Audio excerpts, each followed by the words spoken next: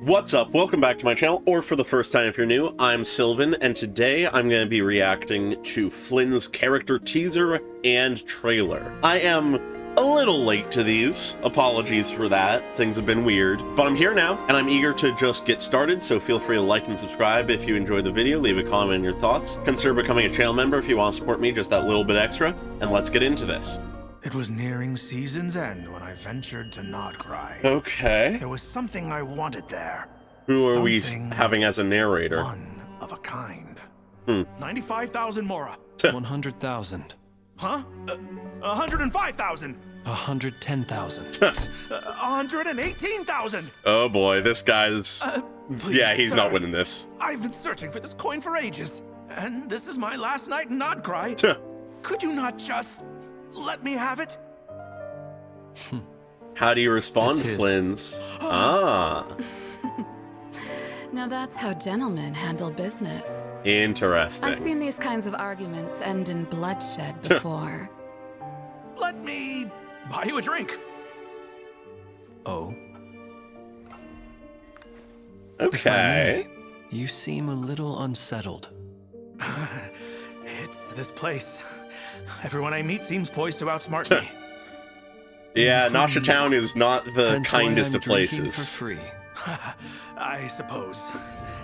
In truth, with the wild hunt Ooh, I love that and shot. everything else, you never know what could be lurking in the night. Says the You man need an talking to a escort. fae. But I'm leaving tonight. Allow me. No, I couldn't. Why not? I know the way. And in return, you want the coin. Interesting. That is yours to keep. Surely you wouldn't Okay. take a ratnik like myself for a common thief. I like what they're doing with the shadows. That's great.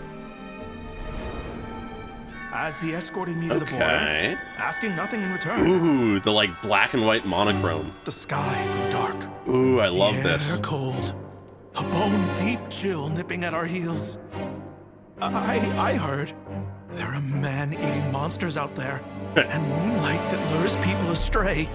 Ah, that frightens you. The continuation of the coin. Ever since I got the coin, Perhaps monsters like treasure. it's getting cold. Ooh, and then the color returns with the Flame isn't lantern. known for its warmth. This is so stylish. Is it true there are fire wraiths too? Hope my hair doesn't get Ooh. singed. All of those hands. Well, all the more reason not to linger. Oh, and by the way, Oh?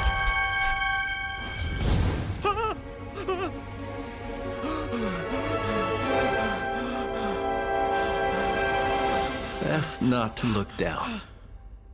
Shivering Oh? away, all I could do was set one foot in front of the other. Huh. Until, finally, the caravan was in sight. This is far enough. Thank you. It's safe from here. Now go. I It was a love farewell the style of and a this. dismissal all at once. Safe travels. As a thick fog rolled in, Ooh, the he disappeared eyes. from view. Until, out of nowhere, Oh? I saw the glint of eyes. Huh. I held its gaze, I love this but stylistically. could not tell if it was a human staring back. Ah, nice. I love this. Anyone who has watched my videos for long enough is bound to have run into a case where I've mentioned how much I love where a teaser or a demo or something does something unique with its art style. Because most of the time we're more in this art style, the classic teaser art style. But whenever we do stuff like this, ooh, that's the good stuff. I love that. But looking at the teaser overall, I don't think I need to necessarily go line by line with this because it is pretty straightforward in what's going on.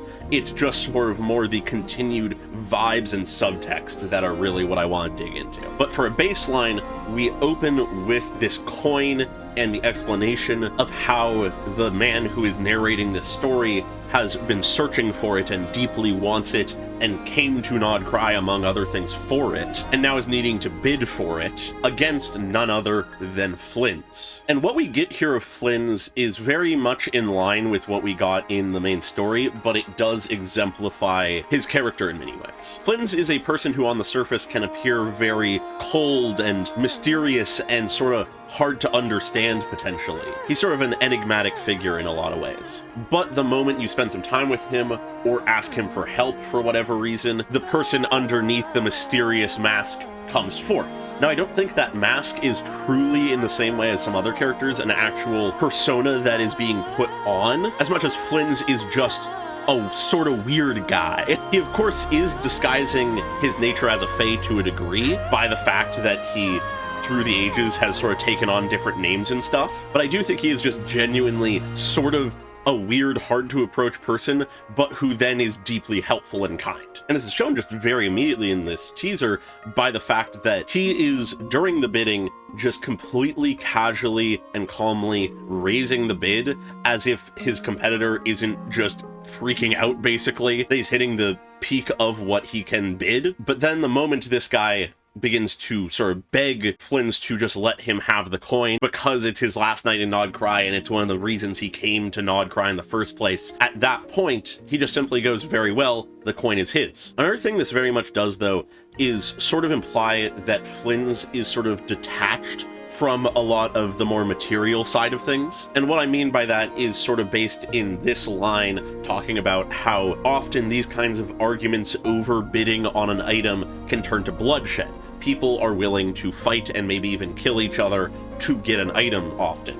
But Flins, who was consistently outbidding this man, immediately and as casually and calmly as he was outbidding him, is completely willing to accept that the coin goes to him just because the man is desperate for it. And he seems not at all perturbed that he doesn't get the coin. At which point, though, due to his kindness, the man offers to buy Flins a drink. They end up talking for a while over their drinks. And it's here that we get the main other aspect to this narrator character we have. He is someone who is deeply unprepared for the dynamics of Nasha Town and Nod Cry as a whole. He feels like everyone he meets is trying to outsmart him, to play him, to con him. It sets up well for how in the next section, he is deeply afraid, deeply paranoid, constantly. And that plays off of Flins very well, because due to how Flins presents himself, he is the kind of person you can very easily be paranoid about. He's mysterious. He doesn't talk too much about himself. He seems to not immediately care about anything too much. And yet, on top of that, he also is kind and charitable with no seeming ulterior motive, despite living in a place where, at least by this guy's perspective, everyone has something they're out to get, whether they say so or not. And this is exemplified that this is what he thinks of Flins by the fact that when he says everyone seems to be trying to outsmart me, and that is exemplified by the fact that when he says everyone's trying to outsmart me, he continues and says, including you. He still, though he is thankful to Flins for letting him get the coin, is not trusting of him by any means. He's far too cautious and paranoid for that. But Flins is not at all annoyed or offended by that. He truly is just continuing to be his same calm, collected, unperturbed nature, saying, hence why I'm drinking for free. Given that you bought this drink for me, there's nothing I can use as leverage against you from that. It shows that though Flins is a kind and sort of disconnected and mysterious person, he still understands to an extent the way of the world. He understands how large portions of humanity are greedy and deceptive and selfish. But it's after this that we actually get a very solid foreshadowing, actually, to what we're about to get in the next section. Because first off, visually speaking, in the eye of this crow or raven, we are seeing things in monochrome. They are in black and white, hinting towards the art style change we will shortly be getting. And even touching on the art style for a moment, one thing, details-wise, I actually really find interesting and appreciate is the fact that though it is clearly the same monochrome art style, it is drastically brighter than it will be. Because though we are seeing a glimpse of this new art style that shows the starkness of the darkness and stuff, he is still in a place filled with light. he is somewhere safer and more comfortable and bright, though he will be stepping into the darkness soon. The real thing this foreshadows, though, is the fact that we are seeing this through a raven's eye. Later on in the next section, he mentions that pretty much since getting the coin, he feels like something has been watching him, something has been following him. His paranoia has been getting the best of him. And this is just a visual sign of that. There is a raven staring directly at him. Whether anything is following him, whether anything is watching him, this visually shows us that suspicion and paranoia beginning to build. It's not yet something that is so tangible in his mind that he speaks it aloud, but he has that feeling, and it is shown here. And it's paired with him beginning to mention the greater dangers of Nod Cry, the wild hunt. And with all of these dangers out there, you never know what could be lurking in the night. Said as we have a shot of Flins's eye, filtered through his drink. You never know what could be lurking in the night. The person beside you, the person guiding you through the dark, may not be what they appear to be. This kind yet mysterious man, when you look into his eyes, you may not see humanity there. It's once again a nice sort of just subtle hint towards this guy's paranoia and suspicion, and how it can be applied to Flins. At which point, though, despite his concerns and paranoia, he is reluctant to accept the casual offer of aid from Flins. They have this sort of snappy back and forth, where as usual, Flins is just dismissively kind, almost, is the way to put it. And of course, feeding into his paranoia and suspicion, the man assumes that Flins wants the coin in return. That was the long con here. He had been waiting for the other shoe to drop in relation to what Flins wanted, and he immediately jumps to the first thing he can think of. He, whether out of experience or just pure paranoia, does not comprehend the idea of kindness for kindness' sake. But in response, Flins takes his time taking a sip of his drink before saying, "That is yours to keep." As I've been saying, Flins and this man serve as a strong contrast to each other, as one is not a native to Nod Cry, has been turned paranoid and suspicious of everyone around him by his time in Nod Cry, and therefore is jumpy and distrustful because of it. Where Flins is this incredibly casual and calm figure who seems to flow through conversations and scenarios with ease, as if there is no danger. And of course, why would he? He has been in these lands, watched Nod Cry grow for who knows how long. I don't know if we know actually how exactly old he is, but we know he's quite old, being a Fae and all. It's interesting because during this entire portion, the color is already beginning to fade out. Things are beginning to sort of gray out. Shadows are becoming deeper. Lights are becoming paler. And this shot also visually is very distinct because I called out the shadows during the reaction, but what I find interesting about them is consider these two shadows. In reality, Flins and this man are on eye level with each other. They're sitting across from each other. There's no obvious difference in dominance or the power in this scenario. There's nothing to show they are not equals based on them themselves. That changes when we look to the shadows. Both of their shadows loom large against the wall, but the man's shadow is dwarfed by Flins's shadow, which realistically I see representing one of two things, if not both. One could be that this is the perception that the man has of Flins. He is this yet to be understood enigma that is dangerous because of that, and therefore is this looming presence that he is cowering beneath. Or alternatively, it could be a more objective showing of the confidence and power between the two of them, where this guy is freaked out, he's not really sure what to do, he's paranoid. Flins is confident, he's calm, he knows what he's doing, he knows what the dangers out in the dark are, and he knows he can handle them. But regardless of that, the moment that Flins reveals he is a Ratnik, the man immediately is willing to accept his offer. But now, as we transition into this next section with the monochrome art style, we see the paranoia and fear really begin to eat away at this man, as he describes the darkness moving in around them and a bone-chilling cold nipping at their heels. We enter his perspective of him looking around, clearly nervous, hand to his chest the entire time, whether that is to protectively hold the coin or just to steady his heart. Either could be the case. And as he does this, he shakily talks to Flins, saying that he heard that there are man-eating monsters out here, and moonlight that lures people astray. And he looks to Flins as he does, who does not look back at him. Very much this is him trying to find comfort in some amount of conversation with this man, some reassurance from Flins that nothing will jump out at them, nothing will try to lead them astray. But deeper under that is the concern, is this man one such creature? He desperately seeks that reassurance that he has not fallen for another con far greater, in the sense of, rather than it being someone swindling him out of his money, it being something that has lured him out to kill him. But the only answer Flins gives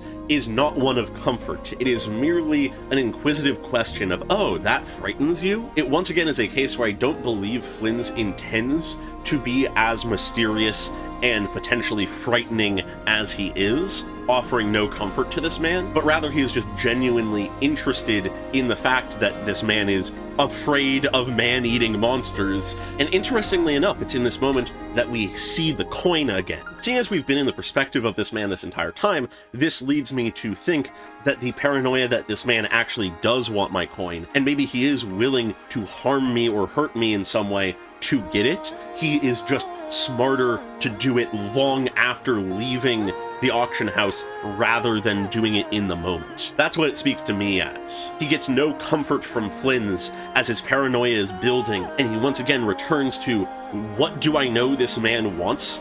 Oh, the coin. What do I know he's willing to do? I have no idea. And as he looks down to his chest and we return to the coin again, he lets his paranoia continue to eat at him. I think something's been following me. Ever since I got the coin, I feel like I'm being watched. I feel like I'm being followed. And he has no idea if this is really the case, and if there is something following him, if they are a separate entity who also wants the coin or something, or if they are in cahoots with Flins. And once again, Flins offers no comfort, simply saying perhaps monsters like treasure. And as the man begins to notice the cold more through his paranoia, or perhaps because of it, Flins lights his lantern, though acknowledging that blue flame is not known for its warmth. At this point, the man's paranoia and fear is just eating away at him. He is cold, he's afraid of the cold, and yet his mind immediately jumps to, is it true there are fire wraiths too? Am I going to actually be burned instead of frozen? All while these countless hands of darkness reach out at him in a wave, only barely held off by the light. And perhaps this really is the case. Perhaps the light of the lantern is what is protecting him from these. Knowing how dangerous the Wild Hunt and the other forces out in Nodcry are, I would not be surprised. And as his paranoia and fear reach a boiling point, Flynn stops, says, oh, by the way, the coin flashing in and out of view, Flynn's silhouette darkening, the ends of his hair glowing, these purple eyes appearing and beaming out past him at the man. This man believes that he is likely to be either killed or attacked in some way, either just for the sake of it or for the coin. Only then for our next shot of the coin to be it hitting the ground, revealing that all of these shots of it falling weren't just to show the man constantly thinking to the coin, but also the fact that he drops it at some point, and Flins has to pick it up and return it to him. And it serves as the true peak of his fear and terror and paranoia, covering his eyes with his hands, not wanting to see what happens next, what Flins does next, only for what he does to be essentially finally a way to assuage some of his fears. One of the things this man has feared is that Flins is wanting to take the coin from him, and is potentially willing to go to drastic measures for it, only to be met with the man once again offering the coin to him when he drops it. And it's with that release of tension that we arrive at the caravan, and he thanks Flins. He may still not truly trust Flins or understand him, but he is thankful that Flins guided him and escorted him to his caravan, as well as probably just thankful that he didn't do anything. As far as he can tell, there was no underlying motive this time. But in his final moments, as Flins watches the man leave, the man cannot help but be unnerved one final time by this mysterious man, as a fog rolls in around him, and Flins continues to stare at him, his eyes almost glowing, until eventually all he could see was the glinting of his eyes, and he couldn't help as he held the gaze, likely afraid to break contact. He could not tell if it was a human staring back. He cannot help but wonder if he was guided through the fog and night by something not quite human. It's a very solid way to end the teaser, continuing the mystery of Flins, basically. It essentially is showing us what people who do not know Flins better think of him. The common man who is afraid of the darkness in the night looks to Flins, this man who moves through it with ease and carries himself in a way not quite human, and cannot help but wonder if he is a monster himself. They will rely on his aid when necessary and thank him when he is kind to them, but until they come to truly understand his nature, very few people are willing to stand near him and not be unnerved. Now, that is pretty much everything I want to say about the teaser. I honestly talked about it more than I expected to, but I guess that's a sign that it was a pretty good one. But now I shall be moving on to his trailer, Nocturne Sentinel. I'm excited to get into this. I'm curious to see what side of Flins we see here. I already, from the thumbnail alone, really like the style of these blue flames coming off of him. And between that and the teaser, I'm very curious to see if we maybe have some fun art style stuff happen in here. But regardless, let's just get straight into this. Oh, okay. A battle between presumably oh, wait a minute. Yo? 2D animation? I was gonna say presumably that was the Ratniks and him fighting together, but it almost looked like they were fighting him. Over here! Come on! Faster! Ooh, the glow of his eyes. The souls that wander these frozen wilds shall at last be set free by the light of the blue flame. Interesting. Cowards, you court death. Why? To ashes and dust. Ooh! Yo! What? What is this? This is so much more than I could have ever expected. Also the music, yo. This, oh my god. Those warriors called me here for a singular purpose. To eradicate the wild hunt. All right, now we're back to normal.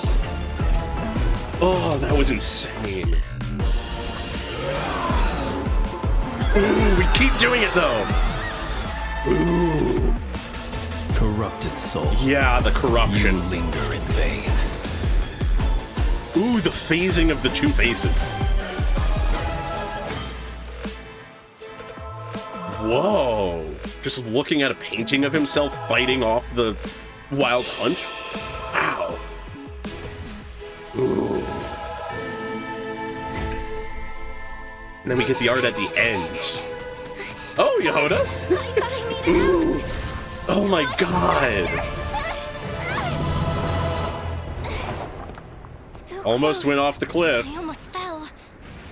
Did somebody help me? There it is. That is so good. I'm honestly annoyed I took this long to get to this. So coming from the beginning, we immediately are thrust into a chaotic battle of some sort. And my immediate assumption was this is the Ratniks fighting against the Wild Hunt, and Flins is among them. But then we have moments like this where we go into this much looser brush-like style, where it seems like actually these people are fighting Flins, represented by the blue flame eyes. Because this shot is pretty clear.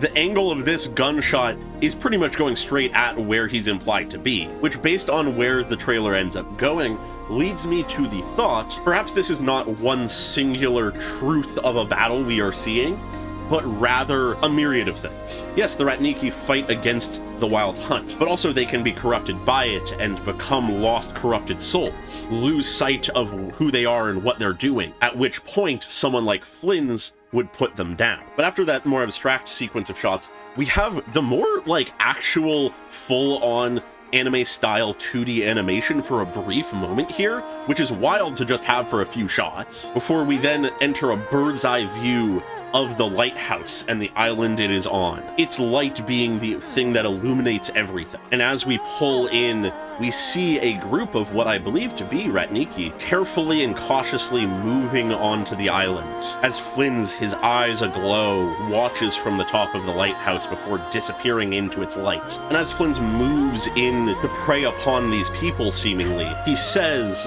that the lost souls of this land shall at last be set free by the light of the blue flame, leading me to that same idea that we are almost seeing the perspective of a lost, corrupted soul, a group of people who once were Ratniki but now are lost and confused, and after death attack those who they would protect, as they now just wander the land. But through the blue flame wielded by Flins, he can set them free. He can stop them from harming those they would protect. Now, of course, one thing that actually could be seen as evidence against this is that he calls them, or at least something or someone, cowards that court death. But regardless, as the music starts to rise, his lantern flashes with light, his eyes aglow, as we effectively get some impact flash frames that then lead us into this art style. These waves of blue flame that obscure his form, until all that is left is the glow of his eyes. But within this sort of theory that these Ratniki are just corrupted lost souls of the Wild Hunt, this would be when the veil is pulled back, the shine of the lantern reveals the truth. They are nothing but corrupted lost souls fighting wildly against anything around them, believing it to be a threat. And this entire section then ultimately is just an amazing visual display. We seemingly jump between them being lost souls of the Wild Hunt and being Ratniki, which is interesting. But regardless, Flins is just blowing them away with these purifying blue flames, it transforming into just his staff, or spear rather. And it's at the end of this section that we have Flynn saying, "Those warriors called me here for a singular purpose, to eradicate the Wild Hunt," which he says as we jump back and forth between the more chaotic art style and the 3D normal art style. The 3D one being of the Ratniks fighting against the Wild Hunt, and the more stylized one being gravestones surrounding Flynn's as he continues to face the threat. It almost certainly is speaking to this idea of the non-stop continuous fight against the abyss, against the Wild Hunt. As a Fae who has been doing this for who knows how long, Flins has watched as his comrades fight valiantly only to fall and be corrupted and turn into the enemies that the next generation fight against. And yet he still upholds that duty, that goal of the fallen warriors that once called him to aid them. He will stand to eradicate the Wild Hunt, regardless of what form it takes. At which point, though, we enter just a normal 3D combat sequence, which speaks to me as a moment where Flins is actually fighting alongside his Ratnik comrades, but in a scenario where he is the only one capable of fighting because of how powerful and dangerous this member of the Wild Hunt proves to be. The sheer force given off by the presence of this Wild Hunt monster is enough to push back the normal Ratniks, all while Flynn stands tall, casually brushing away the fog and dust. And then there's this moment here as he is standing strong against the oncoming wave of destruction, of corruption, that we sort of have what pulls my entire idea and concept together. We watch as this wave of power passes over Flynn's, only then to reveal the cries and visage of the Ratniks falling to this corruption. They are overwhelmed, they are brought down by it, their forms distorting. The corrupted claws of the Wild Hunt reach out and grab hold of these Ratniks until all that is left is graves of the fallen and the memory of his battle against the Wild Hunt, immortalized in a painting. Only then for us to end with a brief snippet with Yehoda of all people, similarly seeming to be pursued by Flynn's, initially at least. Only for this blue flame representation of him to wisp in front of her at the last moment, stopping her in her tracks right before she runs off the cliffside to her death, presumably. Only for her to realize, perhaps I was not being pursued. Perhaps something helped me here.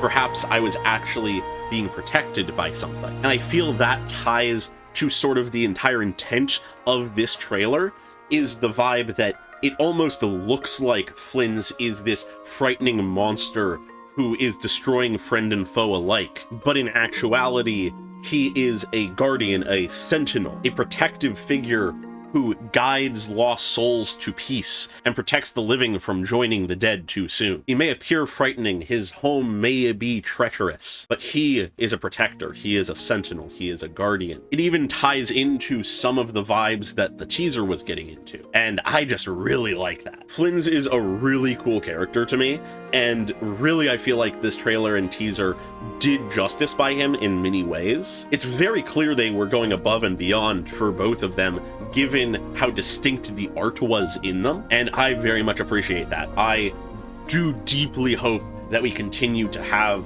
some amount of this level of polish and uniqueness to the teasers and trailers going forward, given how big some of the characters coming up are. But with that, I think that's pretty much all I have to say for the moment. So feel free to like and subscribe if you enjoyed the video, leave a comment on your thoughts, and very special thanks to all of my channel members, including Desaize and Pokelove101 at the normal tier, and Kondo Nano at the cool person tier. Really appreciate your support, as always, and I hope you all have a great day. Bye-bye!